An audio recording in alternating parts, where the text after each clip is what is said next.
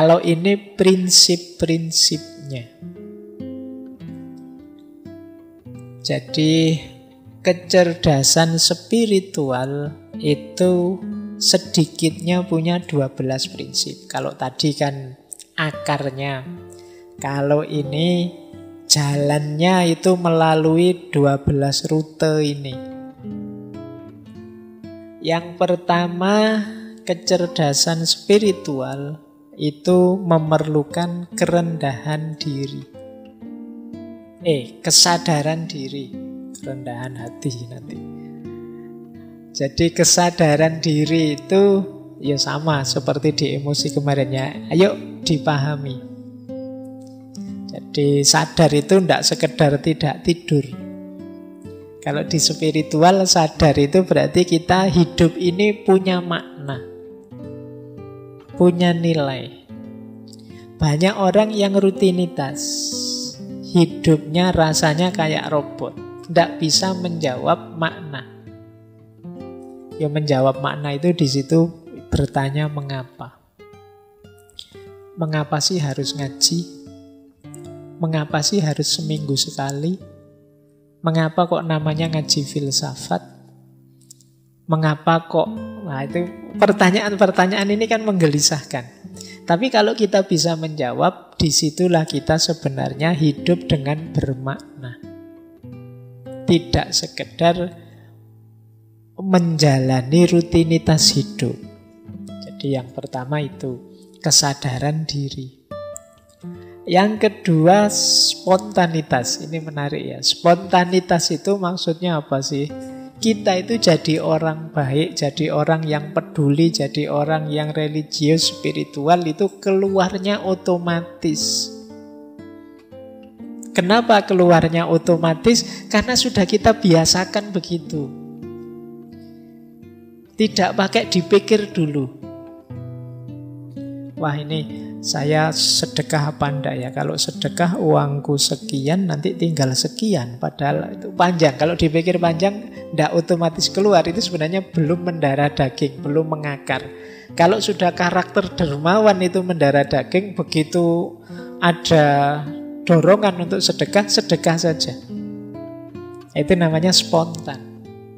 Melakukan kebaikan secara spontan. Ini mirip didefinisi akhlak oleh para filosof muslim seperti Ibnu Miskawai, Imam Ghazali. Itu kan mendefinisikan akhlak itu cirinya antara lain spontanitas ini. Perbuatan baik yang sejati itu diantara cirinya spontan. Tidak pakai uhui ya. Kalian nonton TV nanti saya ngomong spontan, kalian uhui.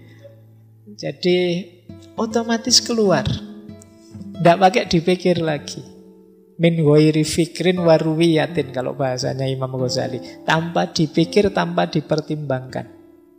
Kalau ada teman butuh pertolongan, langsung otomatis ditolong begitu saja. Tidak terlalu mikir panjang. Berarti apa? Kebaikannya sudah tertanam dalam diri. Keluarnya yaitu sudah otomatis. Kalau pakai dipikir panjang ya bukan kebaikan biasanya, hanya pencitraan. Mikir sih tuh, ini saya bantu ndak ya, saya traktir ndak ya, kalau saya traktir aku rugi berapa, kira-kira besok dapat balasannya ndak, itu panjang. Kalau ini masih belum jadi orang baik. Orang baik itu ya sudah, pokoknya aku yang traktir, yang bayar. Nah, itu ciri kedua. Jadi kebaikan spiritual, kecerdasan spiritual antara lain cirinya spontanitas dalam perbuatan baik. Kemudian panduan visi dan nilai. Hidup yang punya tujuan. Ada nilai yang ingin ditegakkan. Ini nyambung dengan tadi ya, hidup yang tidak asal-asalan. Ini ciri yang ketiga. Yang keempat, keutuhan. Keutuhan itu melihatnya tidak sempit, tidak hanya untuk kepentingan dirinya saja.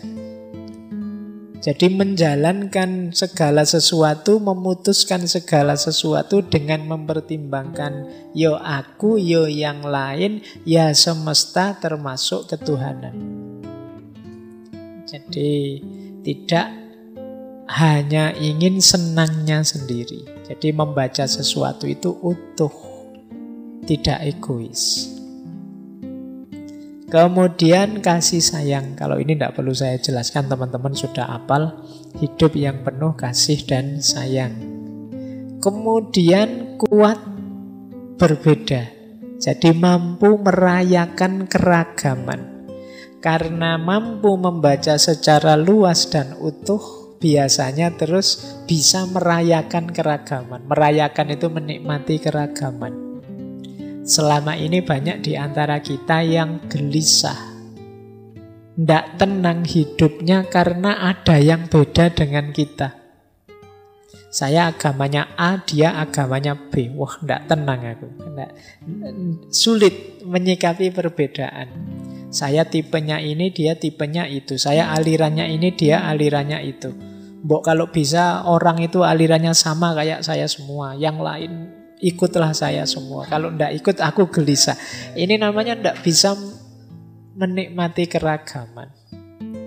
Ya, padahal Al-Quran kan sudah jelas menegaskan ya, syir'atan wa minhajan, su'uba wa qabail, dan macam-macam mengindikasikan bahwa keragaman itu sunatullah. Tapi kita sering jadi orang yang tidak terima, tidak puas dengan keragaman itu. Tidak bisa menikmati keragaman. Nah, ini berarti apa? Kecerdasan spiritualnya kurang tinggi. Perlu di-upgrade lagi. Selanjutnya, orang yang cerdas spiritual itu tidak tergantung. Kita dengan sesama saling membutuhkan, tapi tidak tergantung. Bedakan saling membantu dengan ketergantungan. Kalau ketergantungan itu pokoknya kalau tidak kamu ya hidupku hancur, sudah selesai. Itu ketergantungan namanya. Harus kamu.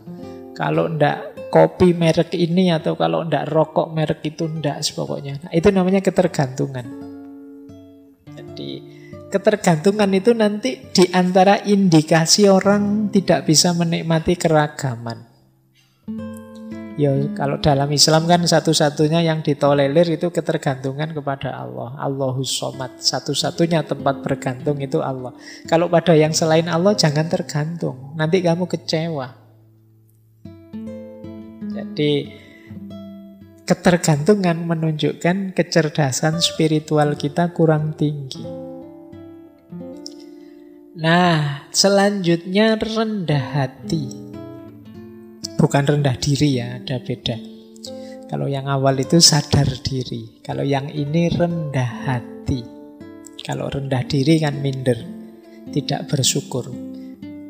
Kalau rendah hati itu lawannya tidak sombong. Jadi tidak meninggikan diri. Sadar bahwa aku ini banyak kelemahan. Yang di antara kelemahan ini bisa teratasi kalau aku berhubungan dengan orang lain, berhubungan dengan sesama, dengan semesta, berhubungan dengan Tuhan. Nah, ini namanya kerendah hatian. Orang yang sadar kelemahan dirinya itu biasanya tidak sombong. Baik, terus prinsip spiritual, kecerdasan spiritual yang lain adalah itu tadi ya, bertanya mengapa. Pertanyaan mengapa itu pertanyaan sangat filosofis. Kalau teman-teman ingin jadi orang pintar, sering-sering bertanya mengapa. Meskipun ini menjengkelkan. Iya. Jadi, mengapa kok harus ngaji filsafat? Ya biar kita ngerti filsafat. Mengapa kok kita harus ngerti filsafat? Ya karena filsafat itu penting untuk dunia. Karena filsafat itu melatih kita untuk berpikir kritis. Mengapa kita harus berpikir kritis? Nah itu bukan jengkel kamu ditanya gitu terus. Loh, tapi justru itu menunjukkan kita sadar. Ini yang disebut oleh Sokrates itu hidup yang diuji. Jadi kata Sokrates, hidup yang tidak diuji itu hidup yang tidak berharga. Hidup yang berharga itu yang kita uji. Mengapa kok kuliah di kampus itu? kok ambil jurusan itu? Itu harus tahu jawabannya. Kalau tidak, berarti kemarin asal-asalan. Karena di situ ada beasiswanya, Pak. Mengapa kok cari yang ada beasiswanya? Ya karena saya tidak banyak uang, Pak. Lah, mengapa kok tidak banyak uang? Iya, karena saya males, Pak. Lah mengapa kok males? Oh itu kamu bisa stres itu mendadak. Oke, tapi itu bagian dari kecerdasan spiritual. Hidup yang tidak asal, hidup yang bermakna. Nah, selanjutnya di antara ciri kecerdasan spiritual adalah kemampuan reframe. Kemampuan reframe itu memberi frame ulang, memberi makna baru. Kadang dalam hidup ini kita perlu memberi makna baru. Misalnya ada teman-teman, wah Pak, akhirnya kuliah saya gagal Pak. Nah, misalnya ini contoh. Loh ini kan frame-mu frame kegagalan. Mungkin bisa kamu kasih frame baru. Saya berarti perlu tantangan yang baru selain kuliah Pak. Itu namanya reframe. Ini bukan kegagalan bagi saya Pak, tapi kebebasan. Nah, ini namanya reframe. Jadi di antara ciri orang yang cerdas spiritual itu mampu memberi frame baru. Orang yang sulit memberi frame baru itu nanti mudah putus asa. Kalau pas hidupnya sulit, kalau pas hidupnya senang mudah terlena. Justru dengan frame baru ini kendali dirinya lebih kuat. Iya sih, saya ini sekarang baru unggul menang. Tapi manusia itu mana ada yang sukses terus. Nah, ini saatnya saya harus hati-hati. Ini namanya reframe.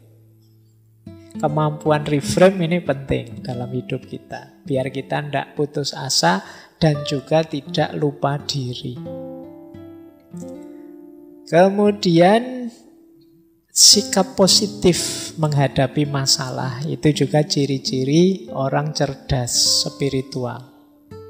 Tidak ada masalah yang harus diratapi sampai sedemikian rupa atau diputus asai sampai sedemikian rupa.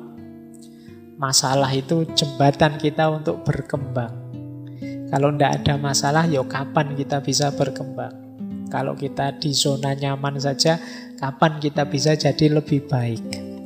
Nah, orang yang cerdas spiritual dia bisa bersikap positif terhadap masalah.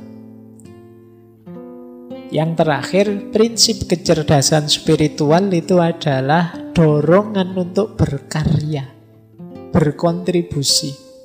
Jadi hidupnya tidak egois. Yang ada di pikirannya, apa yang bisa aku berikan pada teman-temanku, pada sesama, pada lingkunganku sejauh yang aku mampu.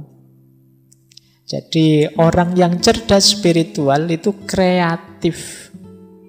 Dia terdorong untuk memberi terus-menerus. Dia berpikir apa yang bisa aku berikan. Karya apa yang bisa memberi kontribusi pada sesamaku. Nah ini ciri-ciri cerdas secara spiritual. Jadi ini 12 prinsip. Diingat-ingat nanti kecerdasan spiritual kita bisa terupgrade dengan indikator 12 ini. Cirinya, prinsip-prinsipnya ini.